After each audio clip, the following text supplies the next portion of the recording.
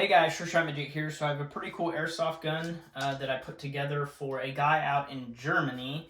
Now I did build him a Polar Star F2, I think is the engine that I used, and sent it out to him. And he's been enjoying that for about a year now. And he wanted an AEG as well, so here it is. He kind of waffled around for a couple different choices. This is a King Arms. This is what he ended up going with. Pretty solid gun, to be honest. I think it was about $320 from Evike. He wanted to do like gold parts on it, so I kind of tried to do gold accents. So he purchased he paid me and I ordered a gold trigger and then like a gold Lancer tactical kit. Came with the gold buffer tube, gold back plate, charging handle, and that's all I could fit. I couldn't fit any of the other gold parts. This uses the functional bolt lock system, so I couldn't use the gold bolt lock. The gold selector switch wouldn't fit in there. I tried it. It was sticking out and it was loose. Like the ball bearing literally fell out, just off spec. And I told him that these Chinese parts are made in Taiwan or China are just cheap and they're not always on spec. That's just how airsoft is. So I did what I could do, and it literally says made China right there. I did what I could do, and so it's got some gold accents to it. But so I'll just start from the front and go to the back. Well, first of all, it does come with a magazine. They call this their training weapon system or whatever. So the mag says TWS. It's just a Magpul looking mag, and then it's got this big base plate on the bottom for like, 3-gun, I think. A lot of people use this for 3-gun matches and real guns, and basically. For airsoft, it's just for looks. It does have a little hole in the bottom so you can still wind it, but it kind of gets in the way, and I think, yeah, you just pull it off. So I'd probably use it without it. It is a high cap, like 350 rounds. I will be using that, and also a Crytac high cap. For the gun, I'll start from the front and go to the back. It does have an amplifier on the front. I'd probably recommend him to take off this orange cap, and it is a cap. It's like pinned here, but you should be able to just cut it literally down the middle and peel it. So it shouldn't be too hard to pull off, but the actual metal portion is all black, so it's not painted or anything. So that should be easy to take off. I'm leaving it on there because I got to ship it overseas, but it does amplify it a little bit. Pretty cool sound. It has the Troy replica style sights on here, metal. They don't lock into place very well, which is kind of crappy. The rail in the front is aluminum. It's really nice quality. It's like anodized. It's not M-LOK, or maybe it is. I forget. I think it is M-LOK, but it's got these threaded portions as well. I think it uses both. Don't quote me on this for sure. I don't have the box, access to the box. It's downstairs. I am going to ship it back in the original box, and then in the cardboard box that Evike sent it in, so no pictures of guns because it is going overseas. But I'm pretty sure it is M-LOK. I think you can get M-LOK in there. And it's got these threaded holes, so you could get threaded portion rail sections. And I don't know if it came with any. I'm sorry. I've had this thing laying around for about a month. I did the MOSFET fried, and I had to wait for a new one from the Czech Republic. So I waited about a week and a half for that. So this thing's just been in my house for about a month, and so I've kind of forgot exactly what it came with. I don't think it came with any rail sections, though. Top rail is monolithic. The receiver here is metal and it's skeletonized. It looks really, really good. It did come with the gold gearbox. It is reinforced and it's actually really good quality. I have absolute faith in the gearbox shell that it will not crack. It's got the Lancer Tactical extended charging handle. Now the bolt lock system stopped working because it's so tight in there, and I tried messing around with it, and for some reason, so it does lock, but when I try to push it, the bolt is just stuck. So I can basically hold the bolt lock down and kind of shove the fake bolt forward. Something is just tight in there. Nothing changed, and it was working with this charging handle, and then all of a sudden it stopped. So I'm not sure if like the gearbox is angled in a certain way and it's just tight on that one side. I don't know. I may try to smoothen that out so that works. But you still have access to the hop-up. Tango Down style pistol grip, just the standard selector switch, dust cover. Again, the Lancer Tactical buffer tube and ambi sling mount on there. Now the hop-up is a standard style, like the wheel. I do not like it. It was really, really loose. So when I was shooting it, it's one of the biggest complaints about this gun. It was literally moving. So I changed the wheel on it, and now it is super, super tight. So it's like the opposite. Super loose, super tight. I'd rather super tight. I've already told him that it's going to be really tight, and you literally will have to use a screwdriver to adjust it. Now, with that being said, you shouldn't have to adjust it. Once you leave it, it'll stay. Unless you're changing BB weights, you should not have to adjust that. So I will adjust it with 2.5s. That's what I told him to use. I think he uses 0.3s in his HPA. But I said 0.2s, 5s in this will be good to go. So that's what I'll be shooting out there, and you just will have to adjust it and leave it. So it is all stock hop up. Good quality unit. It's a nice metal. They painted it gold, but it's just the wheel was so loose. The inner barrel is just brass standard. Don't ever point guns at your face, but it stops like right there. So it's a bit short, to be honest. The barrel on here, I want to say, is like 12, 11 and a half, roughly, between 10 and 12 inches. But the inner barrel kind of is like a 10-inch. It stops like right here. Now, they could have put it forward a little bit more and probably still gotten a pop sound. But, yeah, they probably could have gone another inch. Oh, well, it's just an AEG. It's not really going to increase the velocity like an HPA would, or gas blowback for that matter. But everything works on here. I also tried to use the gold mag catch, and it just got stuck. Literally, when you would push it out, it would get stuck every time, and you'd have to push it in. So I am sending him the old parts. If he wants to, he may be able to modify the magazine catch to fit. The selector switch is a no-go. Everything else is a no-go, but the mag catch might be able to fit with some dremeling.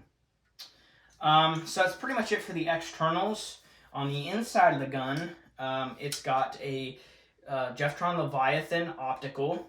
The original one just stopped working for some reason.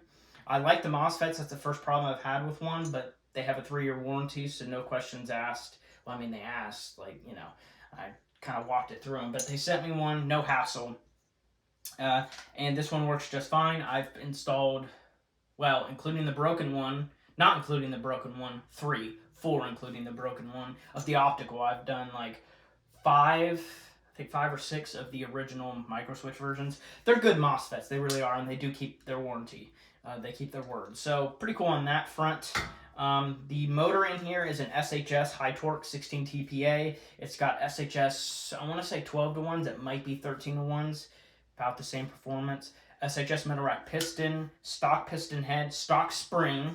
Now, when I shot this, the gun shot about 365 with a .2 when I first, 365, 370, when I first stock, and then I put it together, built it all out, upgrades, and now it shoots about 385. So it went up a little bit. I don't know. I'm pre-cocking now, a little bit better seal. I did lube everything up in there. So about 380. That's good for him, he said. He's anywhere from 380 to 400 is what he wanted. He is going to use this indoor and out, and he said that they allow 400 for indoor. Most places here don't do that. Most are like 370, maybe 380, or, you know, like 350. 380, he's going to use this indoor and outdoor. It's going to be a nice indoor gun. It really will.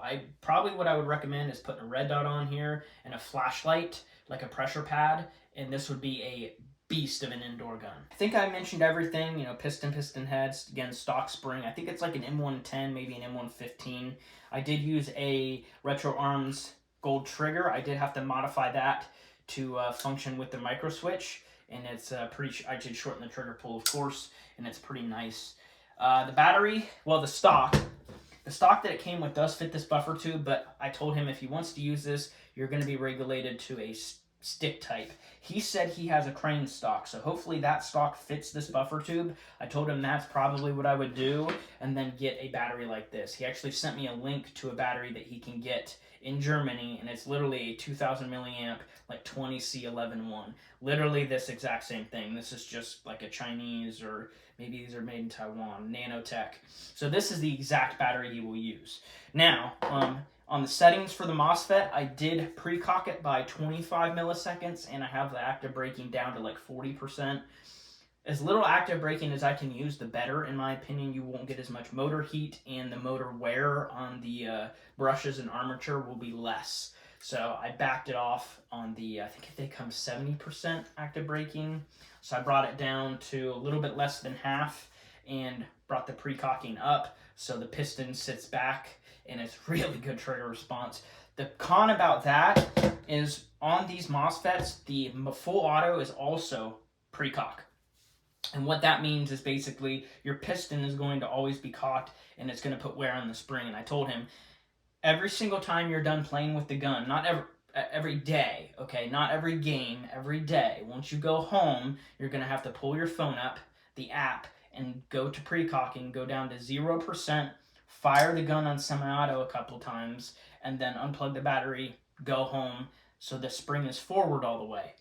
Now, if he wants, and then when he goes to the field, plugs the battery in, pull your phone out, put the pre-cock into 25, and then go play. Or, like I said, at the end of the day, you fire a couple shots on semi after you do 0 pre-cocking, and then you can bring it back up to 25, but don't fire the gun. So basically, it sends the information to the MOSFET, so the next time you fire it, it'll go back to 25 pre-cocking. But it's the end of the day, you don't want to pre-cock, so you won't fire the gun. The next time you go to fire it, it will be ready and pre-cocked. But again, when you're done shooting it, you'll have to go back in your phone, do 0 pre-cock, because in my opinion, it is very important to preserve the life of that spring. It really is, because over the years, trust me, I've had a lot of pre-cocking setups. If your spring is compressed quite a bit like this, it will kill your FPS. This probably a year, if it left pre-cocked, it'll probably be like 350. By a year. Alright, so I do want to confirm it does not come with any rail sections in the box. We're going to chrono it, 0.25s. 328, 1.26. A little bit lower joules than what I said earlier. 325, 329, 328, 326, 327, 326. 324, so very consistent. It's more like 1.25 joules as an average, so still decent, good enough for indoor for sure. I do have it overhopped a little bit, at least at this range.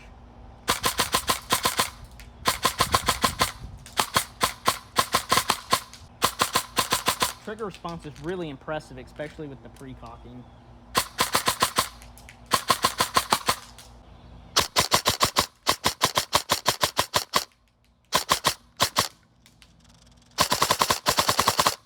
The trigger is a little bit stiff. Like, once you hit the button, you have to like overcome it. So it's not as smooth. So the trigger response may not be quite as fast as some guns.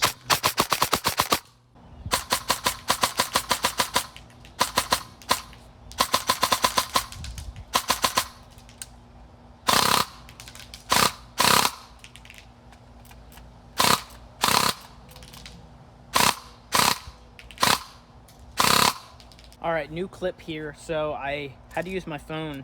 I think it was not feeding quite perfectly with some skips because I had the pre-cocking on 30% instead of 25, like I said. For some reason it was on 30. I went and checked. So it's on 25 now. I did also switch it to 3-round burst. I think it'll shine on 3-shot burst on full auto.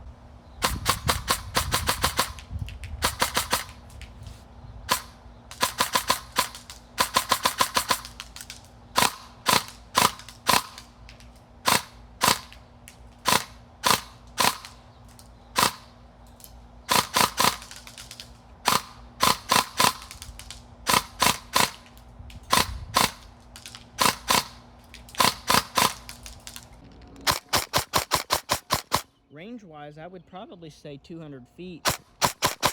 And that's impressive for it being stock.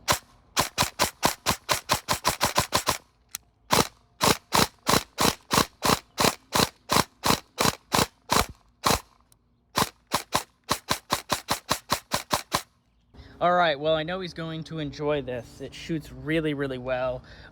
200 feet and under, this thing is just absolutely lasers. It shoots really, really good for completely stock hop-up stuff. Now that I got that wheel nice and tight. It is overhopping a little bit with 2.5, so it'll be good for outdoor. He might want to turn it down a hair indoor, or possibly just use 2.8 so it doesn't overhop quite as much. The battery is not very warm at all. I've shot 2 high caps out here, so about almost 1,000 rounds, about 900. And it's not warm at all. Well, a little bit warm, okay, but I can hold it, you know, not hot to the touch. The motor is a little bit warmer for sure.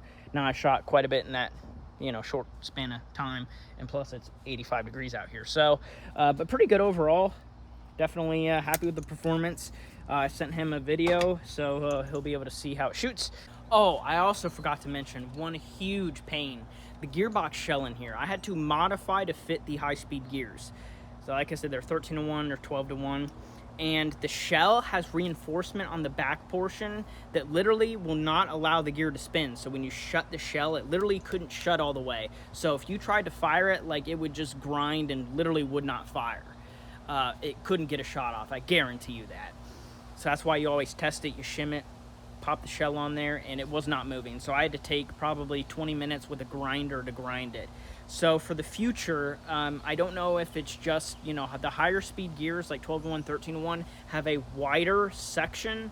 So 16-to-1, 18-to-1 like SHS gears might work. So in the end, it probably would have been easier for me to do a high-speed motor and then like 16 or 18-to-1 and still gotten about 30 RPS, but not as efficient power-wise. The high torque with high-speed gears is better for battery efficiency and heat overall. So I had to modify the gearbox shell on this. So if I ever work on one of these again for a customer or a friend, it definitely will be 16-to-1 or 18-to-1 with a high-speed motor, 11-to-1, still about 30 RPS. Identical performance. It will just drain the battery a little bit more because it's pulling more energy to function the high-speed motor, if that makes any sense. The high torque motors use less power in conjunction with high-speed gears. High-speed gears with standard torque is less efficient on power. Thanks for watching. I'll see you on the next video.